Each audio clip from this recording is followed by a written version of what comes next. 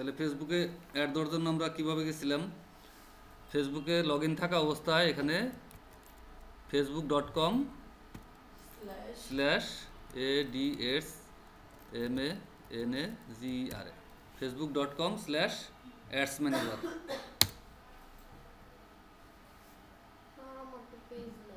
Page আগে খুলতে হবে, পেজ ছাড়া কাজ হবে না।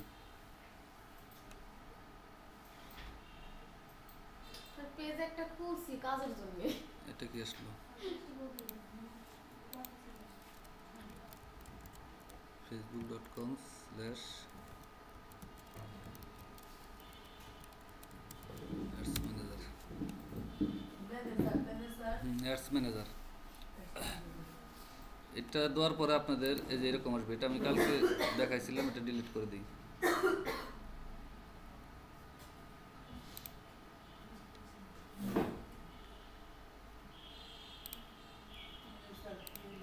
এরকম একটা ড্যাশবোর্ড আসবে, মানে ফাঁকা, এরকম এখানে লেখা থাকবে ক্রিয়েট, এরকম আসবে। এখন আমরা কালকে তো অ্যাড দেওয়া দেখাইছি, অ্যাড দেওয়া আজকেও দেখাবো, কিন্তু তার আগে এটার সম্পর্কে একটু পরিচয় হই। এরকম আসার পরে এখানে লেখা আছে দেখেন অল টুলস। এই অল টুলসের ভিতরে যাওয়ার পরে আমরা যাব এখানে business setting.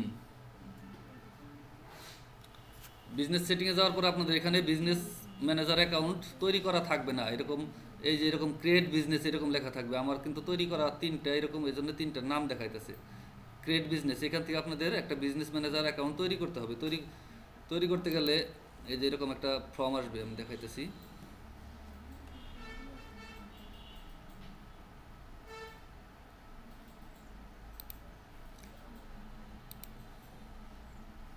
Create business click করার পরে এই যে এরকম একটা ফর্ম আসবে, ক্রিয়েট বিজনেস পোর্টফোলিও। এইখানে বিজনেস পোর্টফোলিও নেম দিতে বলছে, এখানে একটা নাম দিবেন, মানে পেজের যে নাম ওই নামটাই দিবেন। এখানে ফার্স্ট নেম নিজের, ফার্স্ট নেম নিজের, লাস্ট নেম, এখানে ইমেল অ্যাড্রেস দেওয়ার পর এখানে একটা টিক চিহ্ন দেওয়ার অপশন আসবে। দেওয়ার পরে এখানে ক্রিয়েট দিলে পরে ক্রিয়েট হবে। আমার হলো অনেকগুলো করা, তো এখানে আমার আর হবে না। যেমন আমি দিয়ে দেখি,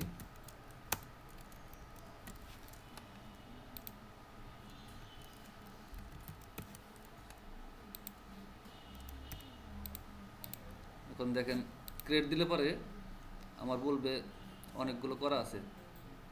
স্যার facebook.com/ads-manager এন্টার দেওয়ার পরে যে আপনি ক্রিয়েট আসে, আমার তো ওটা আসে না। কি আসে? কি ক্লিক করব? আমাদের এই যে খালি এইগুলো আসে, তাহলে ক্লিক করতে পারি না। দেখাচ্ছি।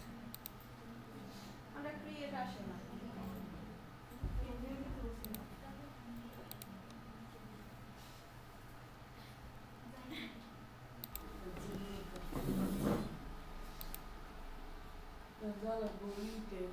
তাহলে দেখেন বিজনেস ম্যানেজার অ্যাকাউন্টের এই পাশে সেটিং যেটা আছে, এটার ভিতরে ক্লিক করলে আমাদের বিজনেস সেটিংয়ে নিয়ে যাবে। এখান থেকে কিন্তু আমরা পুরো ফেসবুকের অ্যাড পুরো ম্যানেজমেন্ট করব এখান থেকে। তাহলে এখানে বিজনেস সেটিংয়ের ভিতরে কি কি আছে আজকে এটার সাথে পরিচিত হব। প্রথমে আছে কি পিপুল। পিপুল বলতে এই যে হার পাওয়ার লেখা আছে, এটা হলো ইউ মানে এটা আমি আর কি বোঝাইছে, মানে যেটা আমার ইমেল অ্যাড্রেস। এখন যদি আমার ক্লায়েন্ট যদি আপনার এই কাজ দেয়, তাহলে পুরো তার তো এই ফেসবুক বিজনেস ম্যানেজারের অ্যাক্সেস আপনাকে দিতে হবে, তা নাহলে আপনি কাজ করতে পারবেন না। তার অ্যাকাউন্টের থেকে তো আপনার অ্যাডটা দিতে হবে। তাহলে সে এখান থেকে দেখেন এই যে ইনভাইট পিপুল লেখা আছে না, ইনভাইট পিপুলে ক্লিক করবে।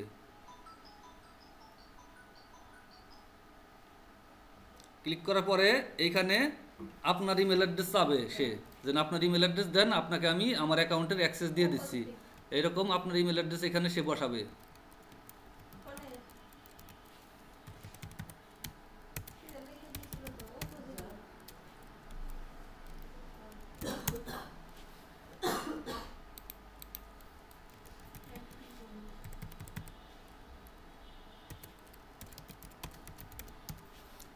এরকম ইমেল বসানোর পরে এখানে দেখেন টেম্পোরারি অ্যাক্সেস, মানে এটা স্বল্প সময়ের জন্য, এটা সে দেবে না। এইভাবে নেক্সট করবে। নেক্সট করার পরে এখানে অ্যাপস অ্যান্ড ইন্টিগ্রেশন যা কিছু আছে সব সে অল এভরিথিং এখানে ক্লিক করবে। ক্লিক করার পরে নেক্সট দেওয়ার পরে এখানে তার অ্যাড অ্যাকাউন্টের ভিতর ক্লিক করবে। ক্লিক করার পরে এখানে ফুল কন্ট্রোল, মানে আপনি যত মানে যেন সব কন্ট্রোল করতে পারেন এখান থেকে নেক্সট করবে। নেক্সট করার পরে সেন্ড ইনভাইটেশন।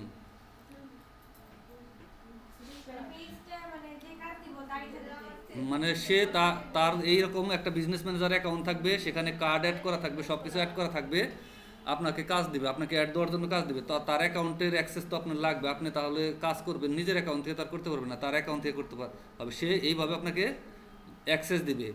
এমন ক্লায়েন্ট আছে যে দেখা যাচ্ছে সে কীভাবে অ্যাক্সেস দেয় সেটাও জানে না, আপনার কাছে জিজ্ঞাসা করবে কীভাবে অ্যাক্সেস দেয় আমাকে একটু বুঝিয়ে বলো। তখন আপনার এই যে এরকম করে এরকম নিজের অ্যাকাউন্টে ঢোকার পরে এরকম একটা ইমেল দিয়ে এরকম কীভাবে অ্যাক্সেস দেয় সেটা স্ক্রিনশট নিয়ে তাকে দিতে হবে যে এইভাবে তুমি আমার অ্যাক্সেস দাও। সেটা দেওয়ার জন্য, মানে সেটা দেখানোর জন্য যে আমি এটা দেখালাম কীভাবে অ্যাক্সেস দেয়। এই পিপুলে যাওয়ার পরে, বিজনেস সেটিংয়ে যাওয়ার পরে, পিপুলে যাওয়ার পরে ইনভাইট পিপুল, এখান থেকে আপনার ইমেল অ্যাড্রেস দিতে হবে। দেওয়ার পরে তারপরে নেক্সটে যাবে, তারপরে এভরিথিং ওইটা ক্লিক করার পরে নেক্সট দেওয়ার পরে সেন্ড ইনভাইটেশন দিলে পরে আপনার কাছে একটা মেল আসবে। আপনার যে মেল দিবেন ওই মেলে একটা মেল আসবে যে এই business woman e commerce professional আপনাকে ইনভাইট করছে তার বিজনেসটা মানে করার জন্য, কি বলে মানে ম্যানেজমেন্ট করার জন্য, আপনি কি রাজি আছেন কিনা। তখন ইএসের ভিতরে আপনি ক্লিক করলেই আপনার যে ফেসবুক বিজনেস ম্যানেজার অ্যাকাউন্ট আছে ওইটার সাথে এটা কানেক্ট হয়ে যাবে। হ্যাঁ, আপনার যে ফেসবুক অ্যাকাউন্ট যে ইমেল দিয়ে খোলা, ওই ইমেল বলেন।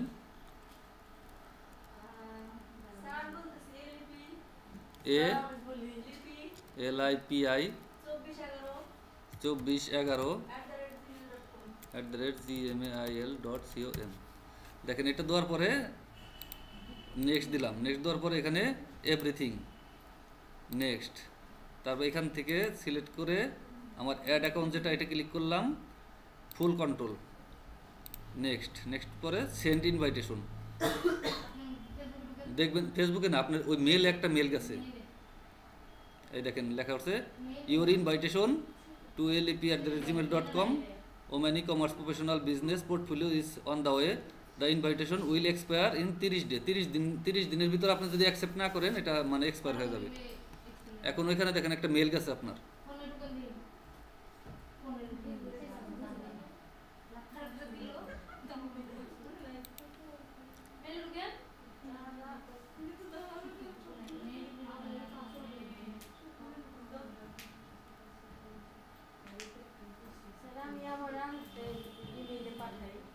পাঠান। মানে আরেকটা ইমেল পাঠালে হবে না, ওই ইমেলে ফেসবুক অ্যাকাউন্ট থাকতে হবে।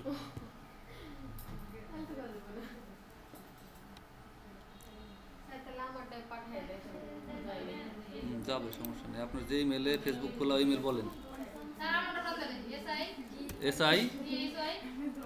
SITHOIAK তারপর 9